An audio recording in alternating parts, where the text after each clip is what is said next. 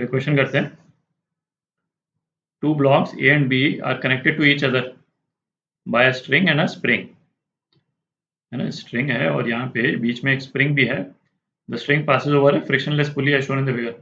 अच्छा, block B slides over a horizontal top of a stationary block C and block A slides along vertical side of C, है ना, जैसा यहाँ show कर रखा है। Both with uniform speed, blocks जो हैं वो यूनिफॉर्म स्पीड से मूव कर रहे हैं। अच्छा, coefficient of friction between the surface of the block is 0.2, मतलब यहाँ पे भी कोएफिशिएंट ऑफ फ्रिक्शन 0.2 है और इन दोनों ब्लॉक्स के बीच में भी कोएफिशिएंट ऑफ फ्रिक्शन है वो कितना देर का है, 0.2, है ना। फ्रिक्शन लगेगा कि नहीं लगेगा ये अपन बाद में देखेंगे, और कोएफिशिएंट ऑफ फ्रिक्शन जरूर एग्जिस्ट करता है।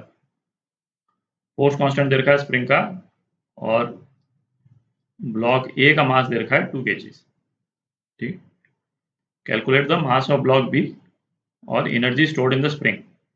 अच्छा, इसमें एक चीज देखें कि यदि ये स्प्रिंग नहीं होती तब तो बिल्कुल ही सिंपल प्रॉब्लम हो जाती, है ना। इस तरह की तो कई प्रॉब्लम्स आप कर चुके हैं, तो बिल्कुल सिंपलेस्ट प्रॉब्लम्स में से एक होती। पर स्प्रिंग होने के बाद में हमको जो मेन चीज क्या सोचनी है कि जैसे इस स्ट्रिंग में जो टेंशन होगी उसमें कोई वेरिएशन आएगा क्या। मतलब सपोज ये स्प्रिंग होती ही नहीं तब कोई टेंशन होता, और ये स्प्रिंग आ गई तब कोई टेंशन है, उन दोनों टेंशन में कोई डिफरेंस है क्या। और इस चीज को ना विजुलाइज करना थोड़ा सा ट्रिकी हो जाता है, क्योंकि है ना ब्लॉक्स भी मूव कर रहे हैं तो अपने को लगता है कि हो सकता है टेंशन चेंज हो जाए, या होगा या नहीं होगा हम श्योर नहीं है। तो इस तरह का जब भी चीज हो ना तो मतलब कोशिश करें कि एक इसी चीज को एक सिंपल तरह से विजुलाइज करने की कोशिश करें अपन। तो सपोज ये सिचुएशन होता है कि कोई एक स्ट्रिंग है और हमने उसको ऊपर से बांध ही दिया, हिल नहीं रहा है कुछ भी, और इसका मास mg है, m है, तो ये नीचे mg से पुल करेगा तो इसमें टेंशन कितनी हो गई, T हो गई।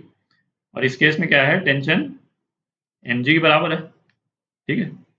अच्छा, यदि ये सिचुएशन को हम चेंज कर दें और यहाँ पे एक स्प्रिंग लगा दें, ठीक है, और सेम मास को फिर वापस लगा दें, तो अब ये जो नॉन स्प्रिंग वाला जो पोर्शन है, जैसे यहाँ ये वाला जो पोर्शन, ठीक है, इसमें जो टेंशन होगा और इस टेंशन में कोई डिफरेंस आएगा क्या, कोई डिफरेंस नहीं आएगा। ठीक है।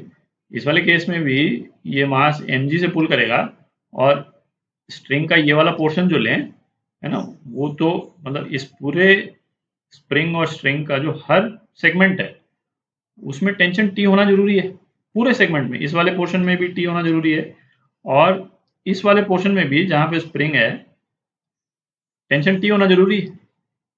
ठीक है। क्यों, क्योंकि भाई इस mg को बैलेंस करना है ना, तो ऐसा तो हो ही नहीं सकता कि किसी पोर्शन में टेंशन डिफरेंट हो। तो कहने का मतलब ये हो गया कि ये दोनों सिचुएशंस टेंशन के पॉइंट ऑफ व्यू से इक्विवेलेंट है ना, कोई डिफरेंस नहीं है। एक्सेप्ट इस वाले केस में क्या होगा, स्प्रिंग थोड़ी सी खिंच जाएगी और जो इसका एक्सटेंशन होगा वो T = kx के बराबर हो जाएगा। बाकी सेम ही है, सेम चीज यहाँ पे होगी। अपन पूरे प्रॉब्लम को एनालाइज कर सकते हैं स्प्रिंग को हटा करके, और बाद में स्प्रिंग का एक्सटेंशन कितना होगा वो हम निकाल लेंगे टेंशन से। ठीक है। तो अब करते हैं क्वेश्चन। तो ब्लॉक बी पे जो फोर्सेज हैं उसको देखते हैं।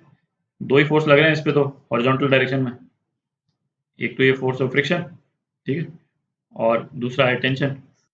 और चूंकि ब्लॉक बी की वेलोसिटी कांस्टेंट है, इसका मतलब कोई नेट हॉरिजॉन्टल फोर्स नहीं है। ठीक है। तो हॉरिजॉन्टल फोर्स से एक दूसरे को कैंसिल आउट कर रहे हैं, तो टेंशन जो है वो फोर्स ऑफ फ्रिक्शन के बराबर हो जाएगा। और चूंकि ये स्लिप कर रहा है तो ये force of friction basically F max के बराबर है, तो ये कितना हो जाएगा, म्यू एम बी इंटू जी, तो 0.2 एम बी जी। ठीक है।